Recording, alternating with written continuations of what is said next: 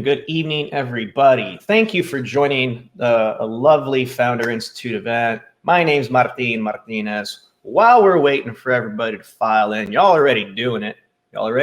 So let us know in the chat where you're coming from. Founder Institute is a global organization in about 200 cities and over 90 countries around the world. So we want to see where you're getting represented. Oh, hello from Las Vegas, coming in from Dubai, London, France, the San Francisco Bay Area, Brazil.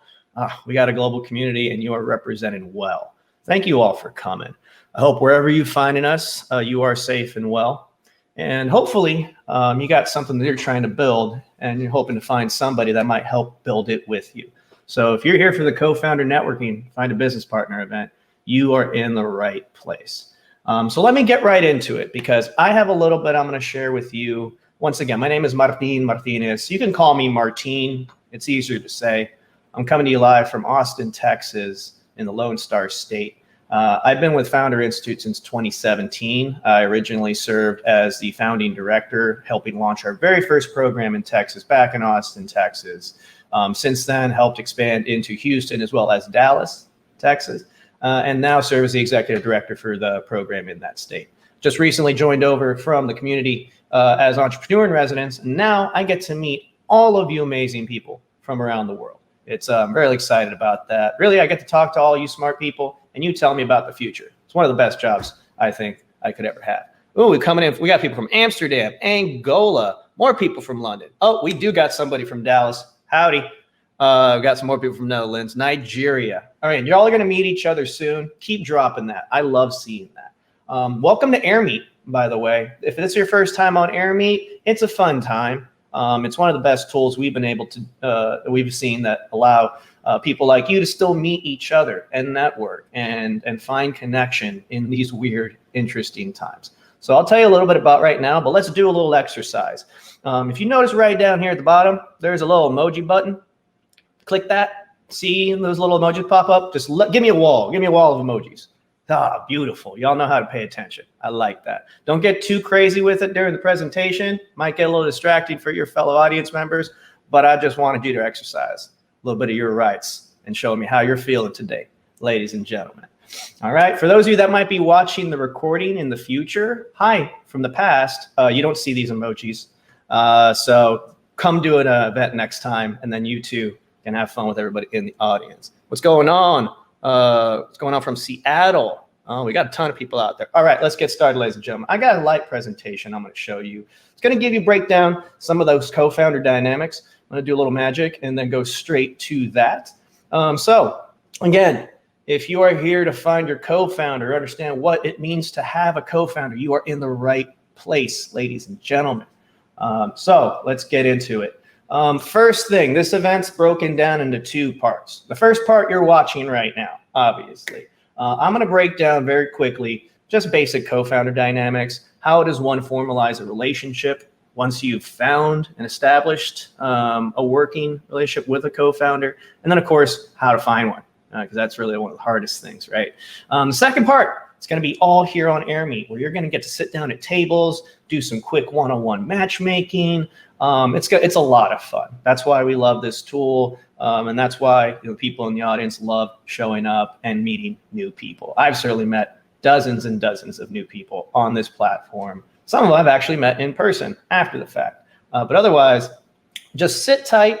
I promise I'll get through this quick. And then while you're at it, feel free to download that worksheet, the co-founder worksheet, bit.ly/co-founder-worksheet, and hold that in your back pocket once we get into that second part of the event. All right, y'all cool with that? Give me some thumbs ups on the emojis if y'all are cool with that. Thank you. Oh, y'all are a good crowd. Y'all are a great crowd. All right, so let's dive in. What's the standard co-founder team that everybody thinks about when you think of the Silicon Valley model? It's right here, ladies and gentlemen. It's right here.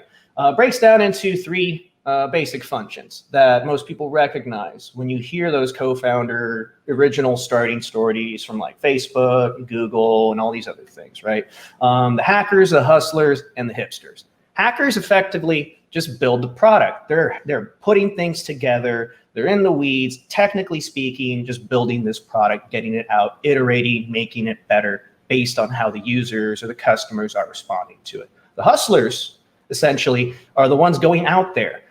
They're getting the customers. They're raising the funding. They're trying to be the face of the product, the company, so they can get that company into what essentially is going to be that unicorn territory. And then finally, there's those hipsters. It's the people aesthetically building this product. They're marketing it. They're figuring out how it sounds, what the customer is looking for. They're talking to those customers and then providing that. And it works in this beautiful little overlapping that, as you see right there, you got a dab and unicorn.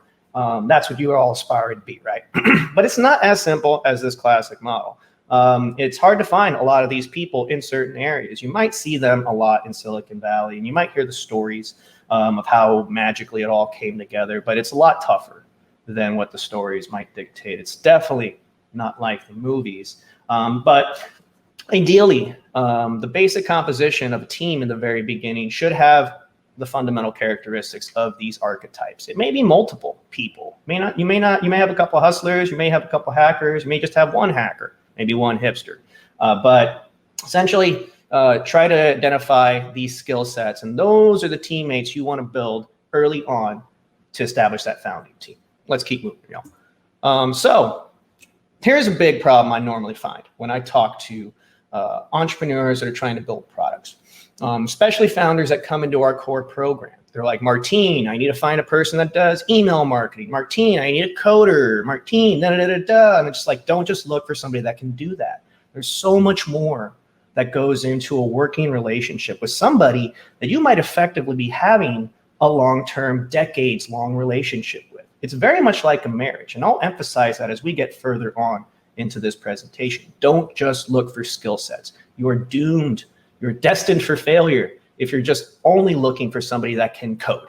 If you're only looking for somebody that can use MailChimp or knows how to social media market, there's so many other personality traits and working styles that you really have to understand, which leads into my next point, which is align working styles.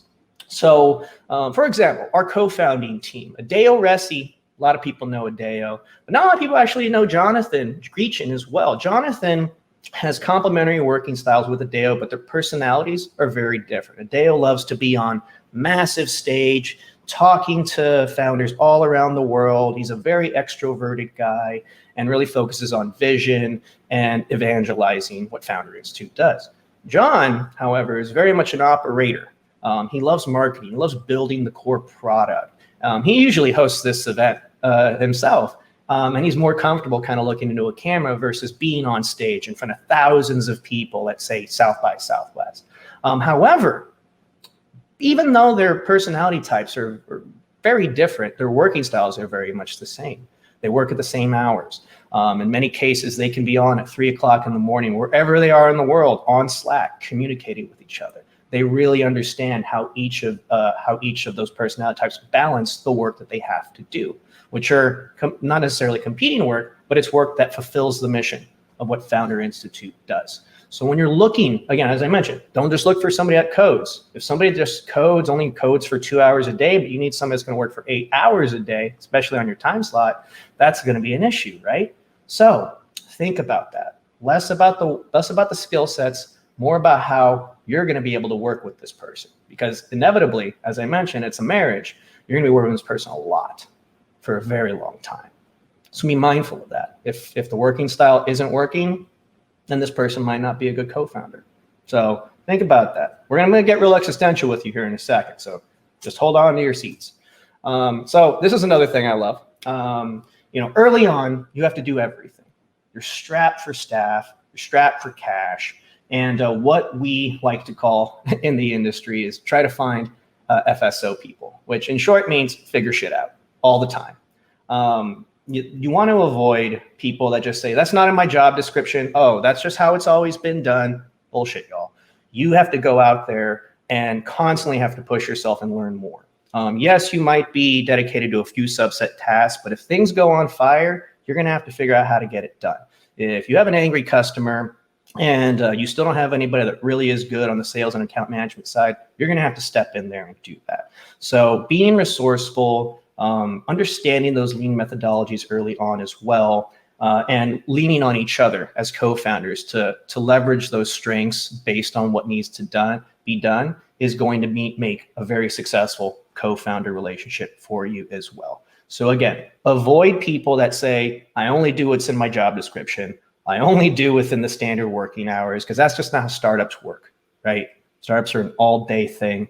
And until you can get to a point where you can hire those people out, and I hope you will, get to that point, you're going to have to get shit done in any way, shape, or form. So another thing that's going to help you really identify both working styles outside of skill sets and also the personality types that you're going to want to really work with. Okay.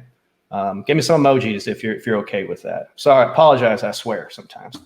So let's talk about how do you formalize a co-founder relationship. And I've made this mistake too, ladies and gentlemen. I'm a serial entrepreneur. I've had companies that have done okay. I've had companies that failed, but it all came down to the relationship I had with my co-founders. And I'll say this right now, because I've made this mistake, y'all. I've made it myself. Their friendships don't equal great business partnerships all the time. It's not necessarily always true, but in many cases it is. Try not to start a business with your friends because the expectations and the communication are going to go to another level. Again, as I mentioned, a marriage. You know, do you want to marry your friends? That's saying something else. That's for another event. But right now, you want to really focus on all those first three things I said. Yes, it might be low-hanging fruit. You might have a friend that really works with you well. They may be a colleague from a past job, but that's not necessarily going to seal the deal and say, hey, just because we're friends means we're going to be great business partners. There's going to be a lot more communication and expectations. The relationship will change fundamentally, permanently. So be mindful of that. And another thing too, people just immediately dive in with the paperwork. They immediately put you on the cap table. Don't do that. Start small, okay? Start in 30-day, 60-day, 90-day test projects, all right? Really understand, based on those three things I already explained, on the less on the skill sets, more on the working styles, okay? More on those dynamics. So a test drive is mandatory. And that's going to give you a good basis on how you and your co-founder are going to operate moving forward in this relationship that you're going to be pursuing together as founders. All right. What's going on from Portugal? Sorry, I have to go check the chat. There's people from all over the world. Y'all should have some fun later. Okay. 250 people in the house right now. Welcome, everybody. So I won't hammer this too much, but actually I will hammer it. I will hammer it a little bit more. Test drive. Always test drive. Do them in those cycles, as I mentioned, and then you're going to have a good idea on how this person is going to operate moving forward as you build this company together. So let's bounce back over. So ensure that compatibility. So now how do you do that? As I mentioned, you got to get a little existential. All right. It's very much like dating. And we say the same thing for founders that are ready to start going to find investors. Those relationships are long-term and they very much feel like marriages. So you have to understand what is going to be driving this co-founder that's going to be working in the trenches with you for 40, 60, 80 hours a week on end for the next, 5 years longer. So understand what those motivations are. What are their priorities in life? Because that's going to dictate a lot about their working styles with you and also the expectations they're going to have of you when they need you to step up and figure shit out, right? See how those things are connecting? Understand those financial and life planning situations. Do they want to immediately start a family and buy a house? Well, they might not want to start a startup right now. So understand what is going to be those key North Star drivers for them for the next year, 3, 5, 10. And if it aligns really with what this mission that you both are trying to build, then this might be something to move forward with, okay?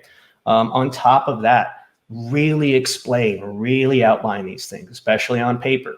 What are going to be the roles and expectations of each person that's going to be coming in? As I mentioned, with our original co-founders, Adeo and John, they have distinct roles and responsibilities. Adeo's the front facer. He helps guide the mission of FI. He gets to speak in public. He helps with recruitment and evangelizing more people to join our mission to help build enduring companies. John focuses on the operations, on the marketing, on the core product and refining those things. And they have those distinct roles, very outlined. Back in the beginning, they were both having to figure shit out. They had to figure that stuff out. Now they've gotten to a point where we're able to hire all people. to fill out all these other roles and responsibilities. You want to get there, but you got to figure out how to do that first and how you're going to work with those co-founders. So put this down on paper, be very explicit on what those expectations are. And a great example, download this worksheet we have right here, bit.ly/34-questions. It's going to do everything you need in a very data-driven way to outline what those roles and responsibilities are, what those expectations are. And also, finally, how you're going to compensate each other. Equity is always a sticky thing. And this is another thing I have personally had to deal with, ladies and gentlemen, is what does that equity split look like? That worksheet will help you really finalize that. But at the end of the day, there is no such thing as a 50-50 split. Just take that out of your lexicon, take that out of anything that you think is standard, because that's just not how the things work either. It also really complicates situations. Let's say if the co-founder relationship doesn't pan out to how it's meant to be. So you'll look at this other worksheet, also very existential, very data-driven, bit.ly/equity-split. It's going to allow you to input a lot of those roles, how long you're going to have to time commitments, and really measure out what is going to be a true split. I've seen a lot of co-founder relationships go where it might be a 30-70, it might be a 40-60. But at the end of the day, too, especially if you're raising money, that equity is going to dilute. And based on what are those other things that you were talking about, those career paths, those financial goals, those long-term things that you've been trying to do. That's also going to dictate how long a co-founder may stay with the company. So this is the only thing on that worksheet that will break the worksheet. There is no 50-50 splits with founders. It sounds a little jarring, but that's just the state of the thing. And startups wouldn't be as successful if they were operational at this level. So if y'all are still with me, throw me some emojis. I'm almost done, y'all. I'm almost done. So how to find co-founders. This is Jonathan, as I mentioned. Everybody say hi to Jonathan in the chat. How to find co-founders. The first thing is exactly what John is saying. The lack of a co-founder is an awful excuse. It's terrible to not start a company right now. And again, as I've mentioned, as I've talked to many aspiring entrepreneurs and company builders, like, oh, I'm not going to start this till I have a marketing co-founder. Oh, I'm not going to start this till I have a CTO. Nonsense. You can start building this thing right now. There are tons of things off the shelf, no code solutions, simple websites that you can use right now. And here's a bunch of them. Here is a bunch of them right here for you. You can take a screenshot if you want, or you can wait 48 hours and watch the video later in the future. From app builders like Bubble to databases like Airtable and process management, connectors like Zapier, marketing e-commerce platforms, all of this you can set up individually in a matter of hours to just prove that this product that you're trying to build can actually work and that customer demand is actually there. You don't have to wait until you find that CTO co-founder so they can build this thing from scratch, because again, you're going to have to put them through 30, 60, 90-day mandatory tests to see if it's going to work. Are you going to wait that long? You're going to spend that much time and effort and money to build something that nobody wants? No. Validate this stuff first. You can do this right now. You can do this right now. As soon as you finish the networking thing, you can stay here for all day if you want. But if you're ready to build the next thing that hopefully will generate a great amount of wealth and value to your community, whoever that is, wherever they are, look at this sheet right here. Look at this table and start getting to work. Start getting to work, because we can't build the future without you. So as I mentioned, and also don't just sit there and watch. Engage into the communities that drive you. In very many cases, you might find your co-founder in these communities. And it's all over the place, from LinkedIn, Slack, Discord, Facebook groups. Join events. Come to more of these Founder Institute events on AirMeet. There's tons of places and resources and communities that wherever it is and whatever it is you're trying to build, there are people there that can help you, that can provide you feedback. Inevitably, they might be your co-founder. For many people that join the Founder Institute program, they sometimes meet their co-founder. I've seen it firsthand, ladies and gentlemen. So that's why we love to do these kind of events. But find your community. Don't sit there and wait. Start building the future now. And surround yourself with people that also share those values, because that's where it's going to drive a lot of that collaboration. And hopefully find that somebody that's going to help you set up that relationship that will become the co-founder way. So, told you I was done very quickly. So now we're getting into networking, ladies and gentlemen. What you're here really for. Less about me, more about you. Co-founder networking. So as I mentioned, we are on AirMeet. It is a browser-based event networking tool. So for optimum experience, I wish I could do something better. I'm not the CEO of AirMeet, so I can't tell you otherwise. But the best experience for AirMeet right now is going to be on Chrome or Firefox, on a desktop or a tablet system. It's just you can watch me on your phone, and maybe some of you are, but there's a delay and you can't do the networking, unfortunately.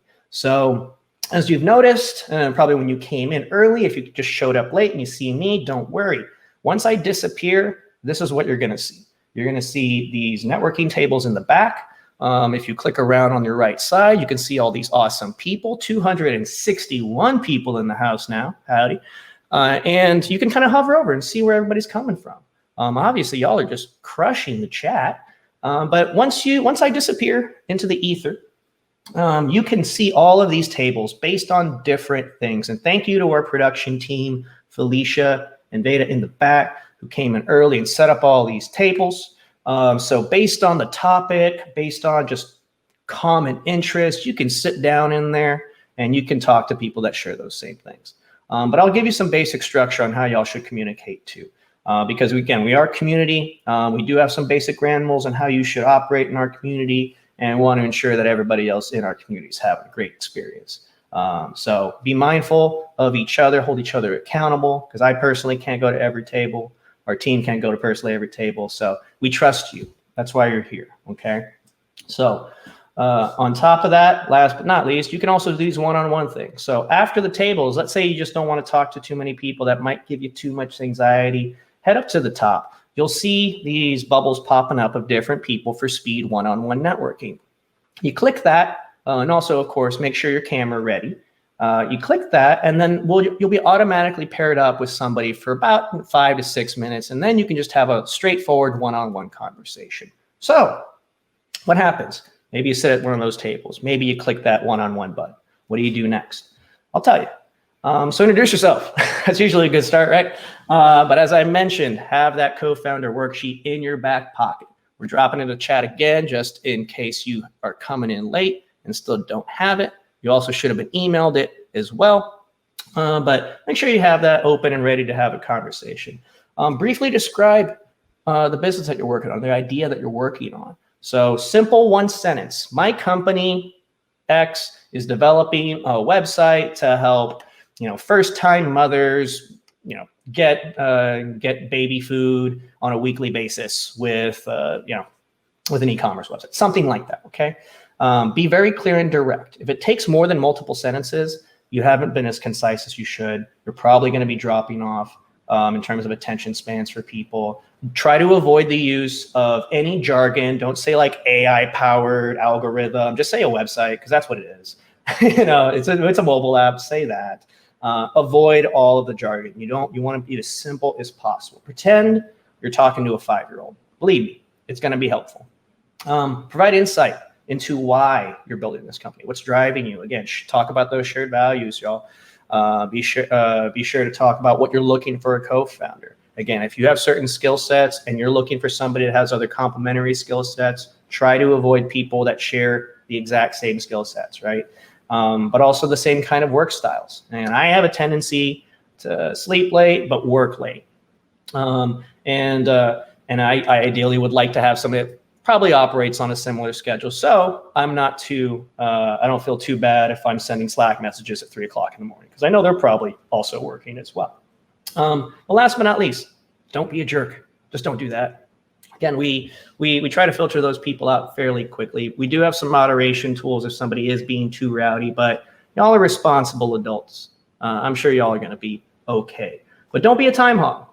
Just try to listen as much as you are talking in this respect. Stick to about 3 minutes a piece. Again, if somebody is going way over, they're not having a sense of time, it's okay to interject and just say, hey, out of respect for the room, we got to keep moving on. Thank you for sharing. And maybe provide some insights and feedback if you have some time to do that.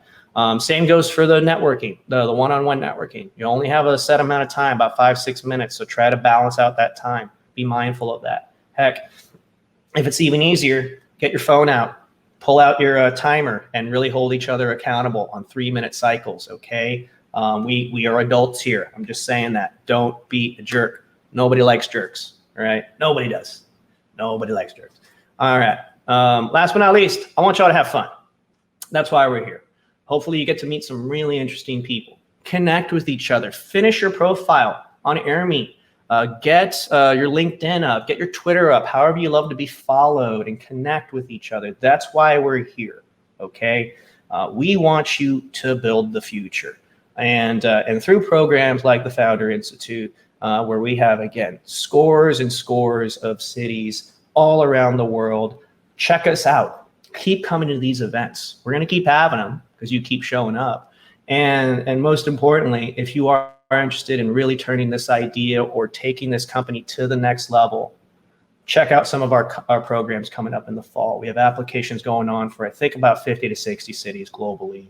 Some of them are very regional, and others are connecting different cities together so that you can start to expand your network beyond what you immediately have. But at the end of the day, it's all about you. It's all about you, the founders. And hopefully through what you just saw today, through this quick little presentation, you might have learned a little bit more about what you need to look for when you're jumping into that. And last but not least, thank you all again for attending. I'm about to disappear and head out into the ether, ladies and gentlemen, but it's been a pleasure being able to spend some time with you this morning, evening, afternoon, wherever you find yourself.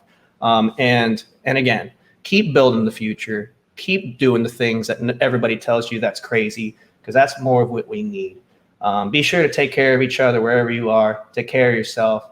And as always, we'll catch you next time. Thanks, y'all. See how you're doing. And hopefully you've met a couple people, maybe more, that might be pretty cool to keep connecting with moving forward. This is just a friendly reminder. Don't just stick around at that one table. Move around. We got a whole lot of people. We still have about 200 people still in the room. Check out that one-on-one networking tool. Maybe hop on a table that you're not too familiar with in terms of the topic and just listen, learn some stuff. But either way, keep moving around, y'all. We might be back in a little while just to check on you again, but thank you again for joining us, and keep connected. Cheers.